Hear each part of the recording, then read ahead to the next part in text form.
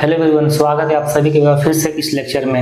आज हम इस लेक्चर में डिस्कस करने वाले हैं some important properties of geometric progression. तो ये बहुत ही इंपॉर्टेंट टॉपिक है सीक्वेंस एंड सीरीज का, जिससे बहुत अच्छे अच्छे क्वेश्चंस बनते हैं और जेईई मेंस और एडवांस में पूछे जाते हैं। ओके, स्टार्ट करते हैं।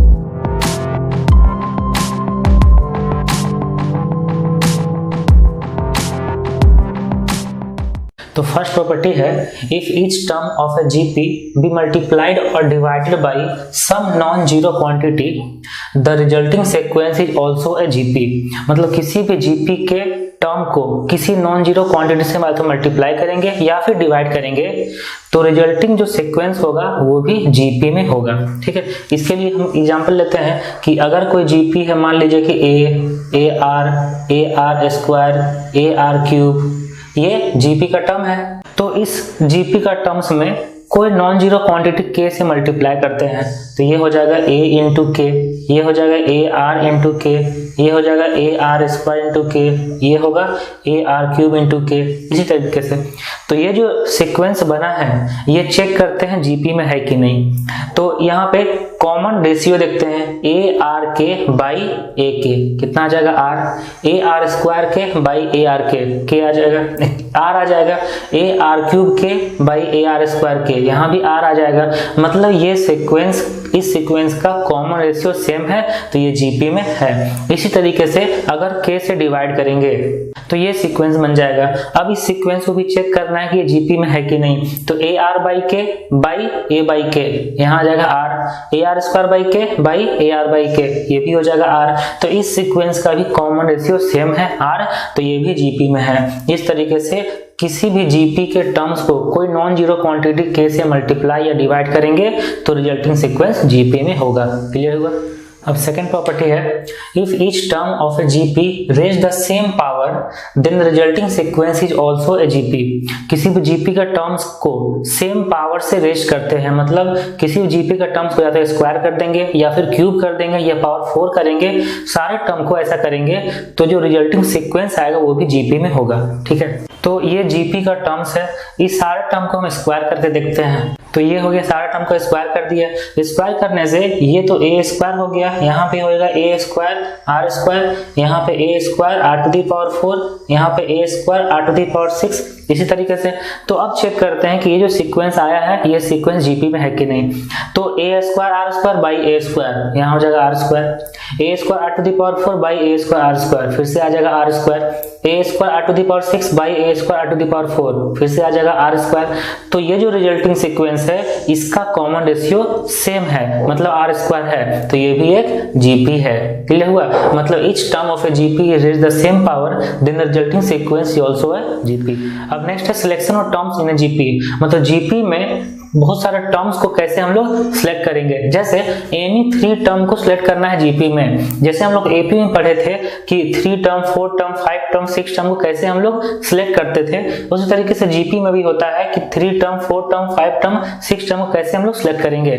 जैसे अगर कोई 3 टर्म का सिलेक्शन करना है जीपी में तो वो क्या होगा, ए आर, इधर हो जाएगा ए बाई आर, तो ए बाई आर, ए और ए आर, ये होगा एनी 3 टर्म का सिलेक्शन इन जीपी।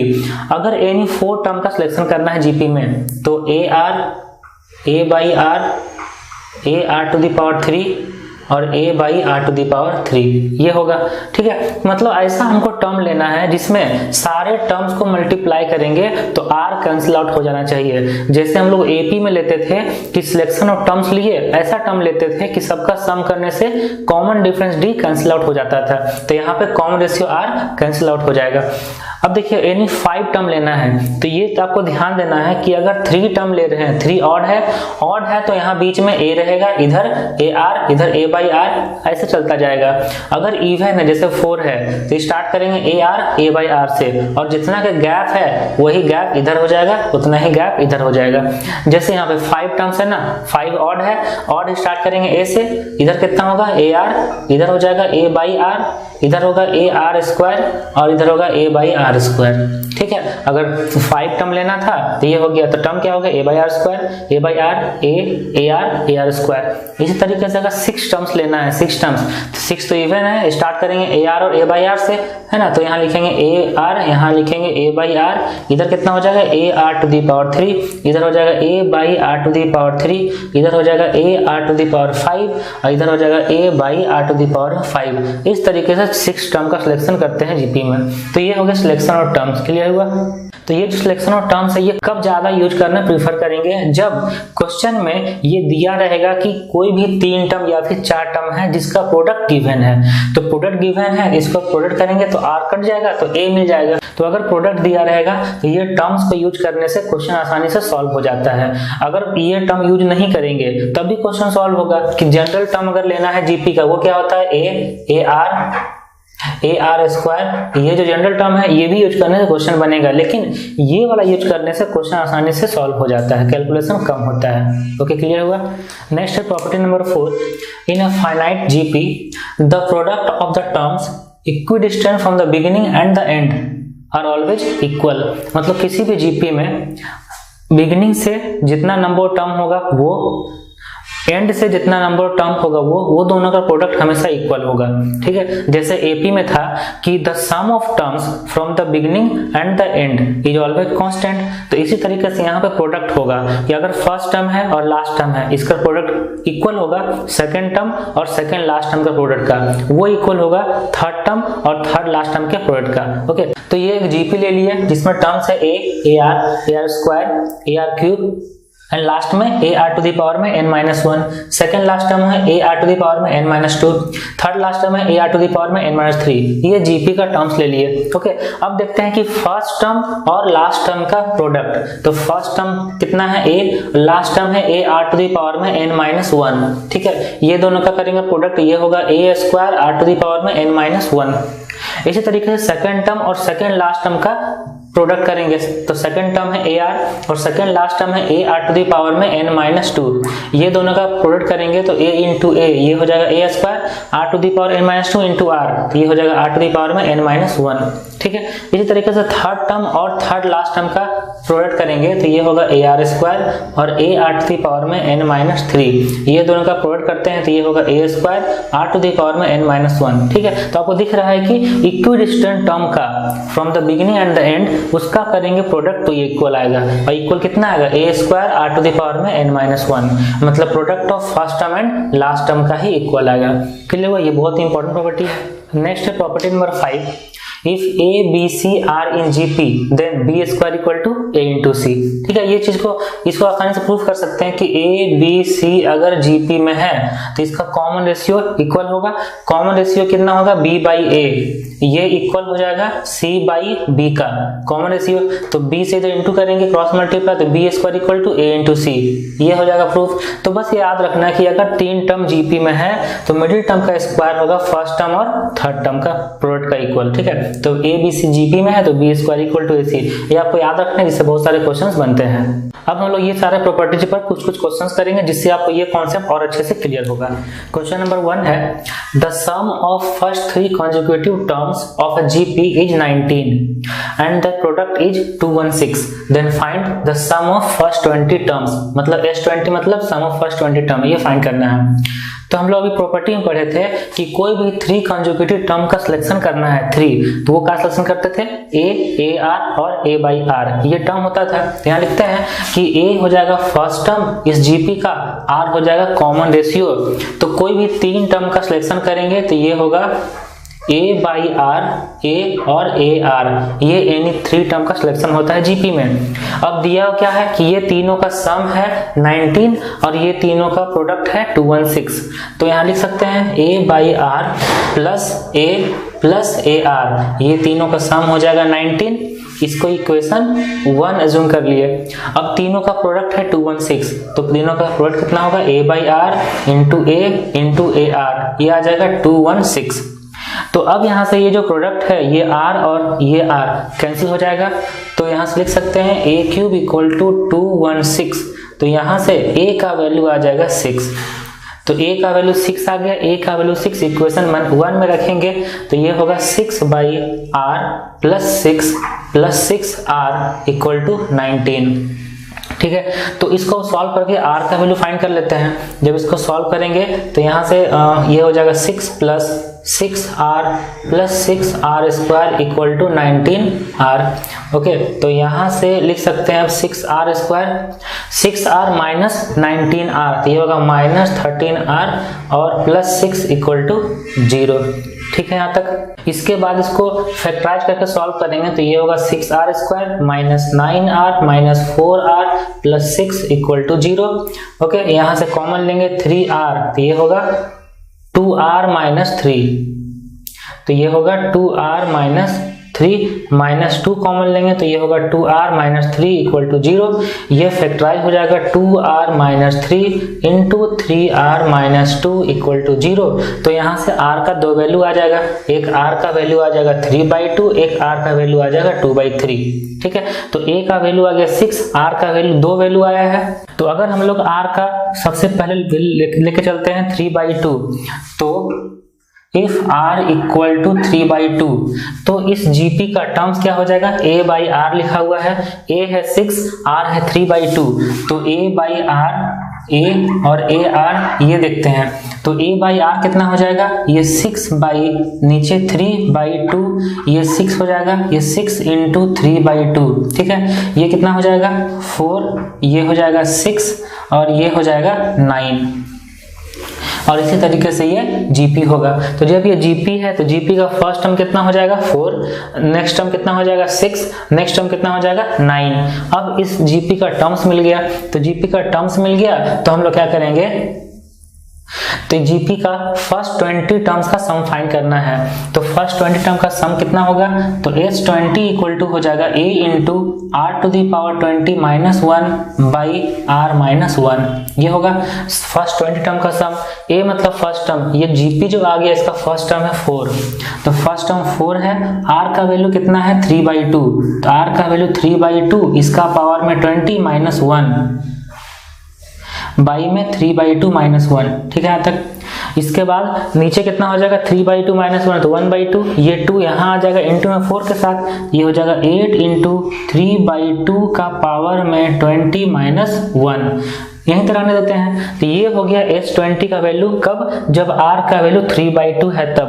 अब r का वैल्यू 2/3 लेते हैं, उसके बाद हम इसका 20 टर्म का सम फाइंड करेंगे।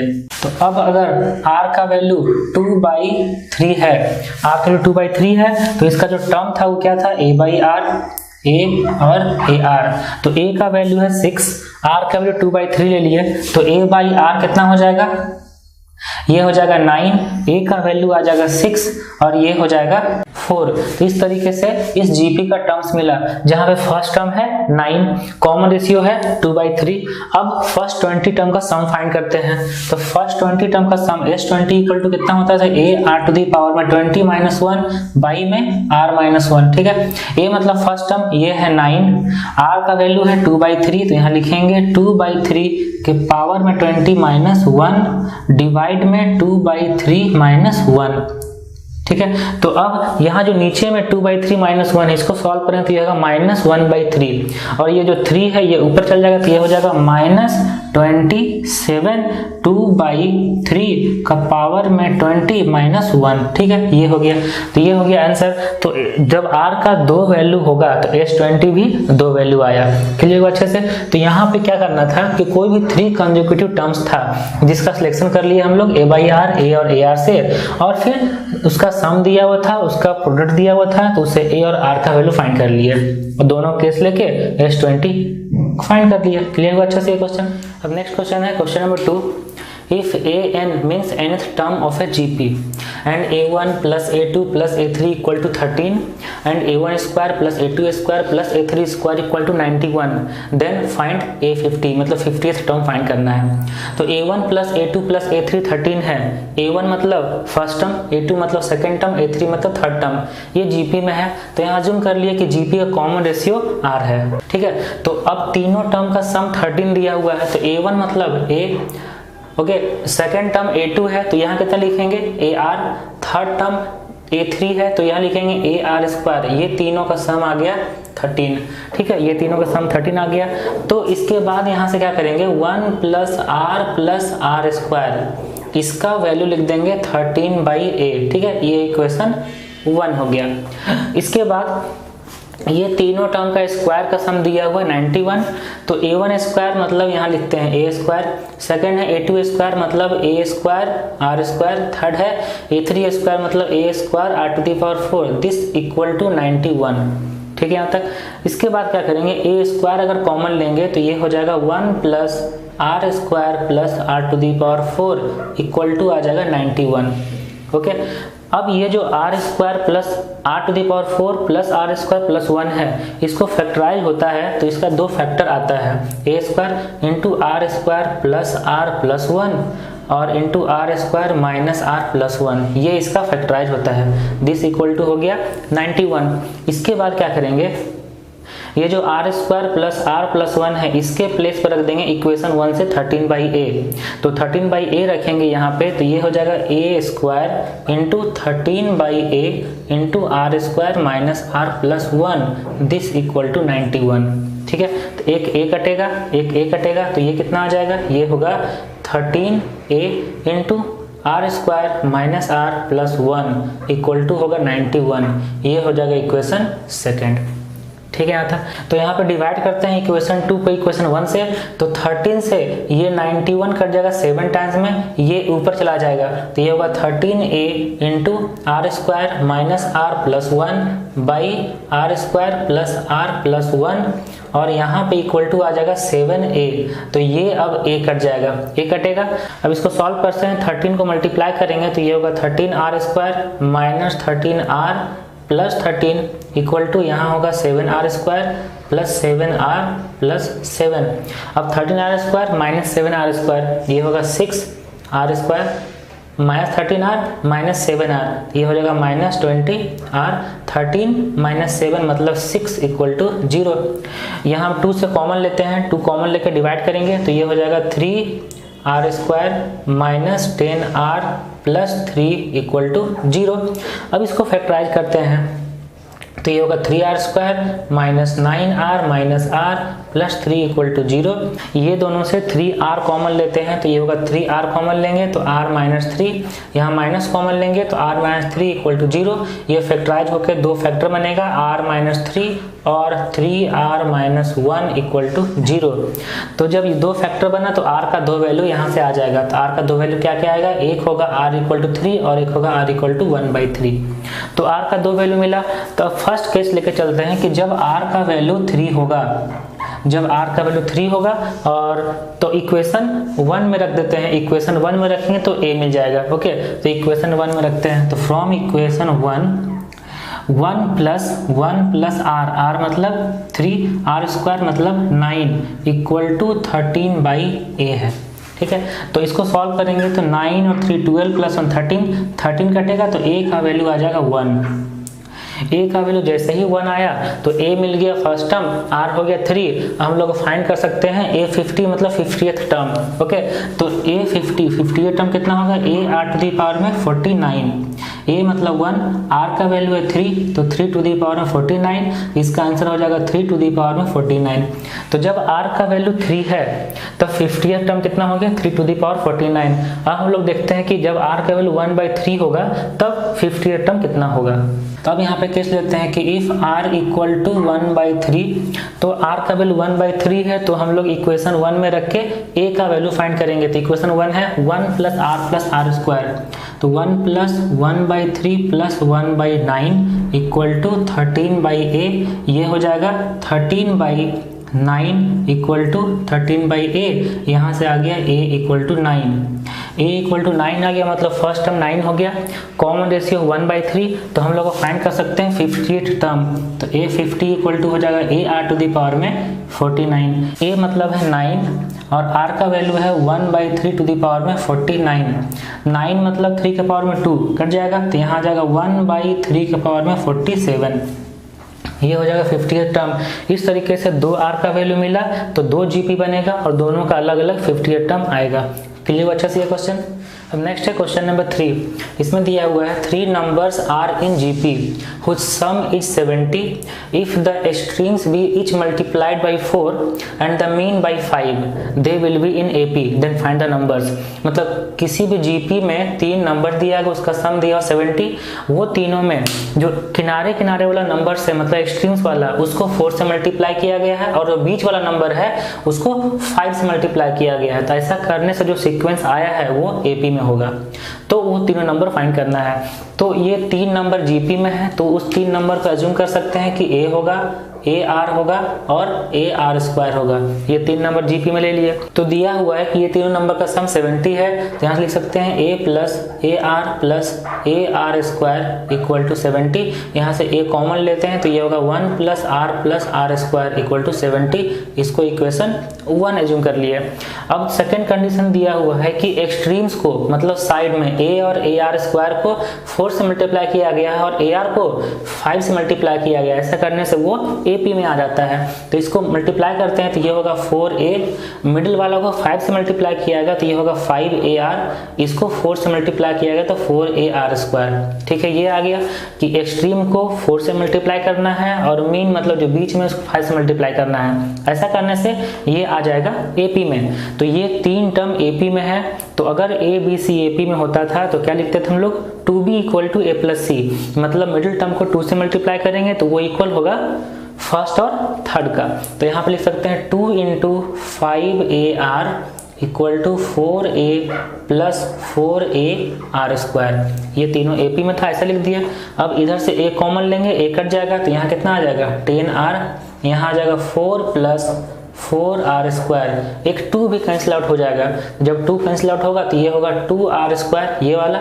ये 5r इधर आएगा तो minus 5r plus 2 equal to 0। अब इसको फैक्टराइज करेंगे तो ये होगा 2r minus 1 into r minus 2, ये हो जाएगा। जहाँ से r का 2 वैल्यू मिलेगा, एक मिलेगा 2 और एक मिलेगा 1/2।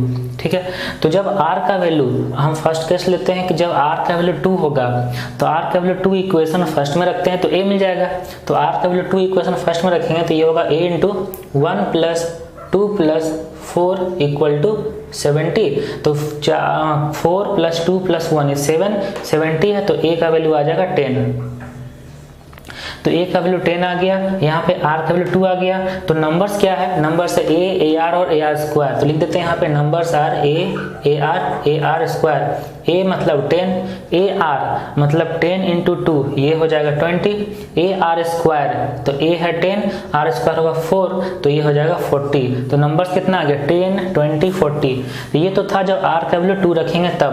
अब अगर सेकंड केस लेते हैं जब r का वैल्यू 1/2 रखते हैं, r का वैल्यू 1/2 रखेंगे तो इक्वेशन फर्स्ट से a मिल जाएगा।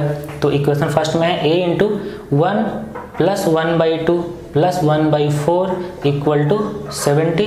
तो यहाँ हो जाएगा 7a/4 इक्वल टू 70। तो यहाँ से a का वैल्यू आ गया 40। 7 से 70 कटेगा 10 टाइम्स, 4 से इंटू हो जाएगा 10, 40। a का वैल्यू आ गया 40। तो नंबर्स क्या था, नंबर था a, ar और ar स्क्वायर। तो a मतलब ये तो हो गया 40, a इंटू r, तो r का वैल्यू 1/2, 40 इंटू 1/2 ये 20, ar स्क्वायर मतलब 40 इंटू 1/4 ये हो जाएगा 10। तो ये दोनों केस में जो तीनों नंबर्स आ रहा है वो कितना आ रहा है 10, 20, 40। इसका ऑर्डर से मतलब नहीं है, बस ये तीनों नंबर फाइंड करना था। तो तीनों नंबर हो गया 10, 20, 40, जिसके लिए सारा कंडीशन सेटिस्फाई होगा। ओके, क्लियर हो ये क्वेश्चन अच्छे से। तो ये जो लेक्चर था ये प्रॉपर्टीज ऑफ ज्योमेट्री प्रोग्रेशन पे था। तो होप आप लोगों को ये लेक्चर बहुत ही अच्छा लगा होगा। आप इसे लाइक करो, शेयर करो अपने फ्रेंड से, और नीचे डिस्क्रिप्शन में बहुत सारे वीडियो के लिंक दिए हुए हैं जो आपके लिए बहुत इंपॉर्टेंट हो सकते हैं। आप जाकर देखो कि कौन कौन से वीडियो आपके लिए इंपॉर्टेंट है, और जो अच्छे लगे आपको उसे आप अच्छे से पढ़ो, अच्छे से देखो वीडियोज को। Wish you all the best.